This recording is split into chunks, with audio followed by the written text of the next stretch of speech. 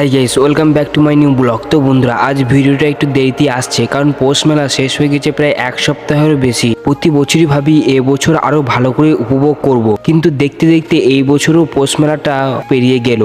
মেলাটা হুট করে এলো আর ঠিক তেমন ভাবে হুট করে চলে গেল। আগে যেখানে পৌষ মেলা এক মাসেরও বেশি সময় চলতো, এখন সেখানে এক সপ্তাহের বেশি হয় না। চাইলেও মন ভরে দেখা হয় না। তবুও ওই কটা দিন ছিল ভীষণ জমজমাট, মানুষের ভিড়, বাউল গানের সুর, হাতের তৈরি জিনিসের দোকান, পিঠে পুলির গন্ধে ভরে থাকা শান্তিনিকেতন। এই পৌষ মেলা মানেই শুধু কেনাকাটা নয়, এটা মানে বাংলার সংস্কৃতি, ঐতিহ্য আর আবেগ। সময় কমে গেলেও মেলার জমজমাট ভাব আর আনন্দ আজও একই রয়ে গেছে। পৌষ মেলার আরেকটা বড় আকর্ষণ হলো এই বড় নাগরদোলনা। দেখতেই পাচ্ছ মানুষের ভিড় কতটা, একটার পর একটা মানুষ লাইনে দাঁড়িয়ে, কারণ এই দোলনায় চড়ার আনন্দটাই আলাদা। আর শুধু নাগরদোলনায় নয়, এখানে আছে আরো অনেক রকম দোলনা যেগুলো সাধারণ মেলায় খুব একটা দেখা যায় না।